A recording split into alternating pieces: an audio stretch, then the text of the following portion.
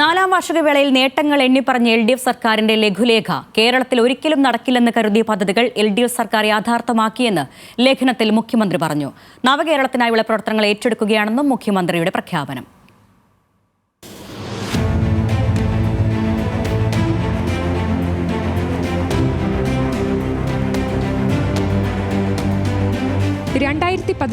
അധികാരത്തിൽ വരുമ്പോൾ എല്ലാ മേഖലയിലും പിന്നോട്ടായിരുന്നു കേരളം. എന്നാൽ ജനങ്ങൾക്കുണ്ടായ നൈരാശ്യം മറികടക്കുന്ന പ്രവർത്തനമാണ് കഴിഞ്ഞ 9 വർഷം LDF സർക്കാർ നടത്തിയതെന്ന് മുഖ്യമന്ത്രി പറയുന്നു. ദേശീയപാത വികസനം, ഗെയിൽ പദ്ധതി എന്നിങ്ങനെ കേരളത്തിൽ ഒരിക്കലും യാഥാർത്ഥ്യമാകില്ലെന്ന് കരുതിയ പദ്ധതികൾ LDF സർക്കാർ നടപ്പാക്കി. വിഴിഞ്ഞം പദ്ധതി യാഥാർത്ഥ്യമാക്കി. പൊതുവിദ്യാലയങ്ങളെ ലോകോത്തര നിലവാരമുള്ളതാക്കി ഉയർത്തി. ഭരണത്തിന്റെ നാനാ മേഖലയിലും മാതൃകാപരമായ മാറ്റങ്ങൾ ഉണ്ടാക്കിയെന്നും മുഖ്യമന്ത്രി വിശദീകരിക്കുന്നു.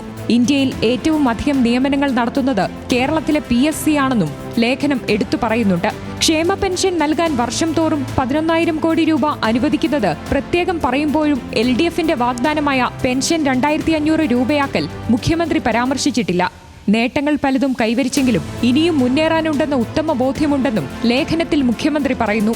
നവകേരളം യാഥാർത്ഥ്യമാക്കാനുള്ള പ്രവർത്തനങ്ങളാണ് ഇനി ഏറ്റെടുക്കുകയെന്ന് വ്യക്തമാക്കുക വഴി 3ാം ടേമാണ് ലക്ഷ്യമെന്ന് പ്രഖ്യാപിക്കുകയാണ് പിണറായി വിജയൻ.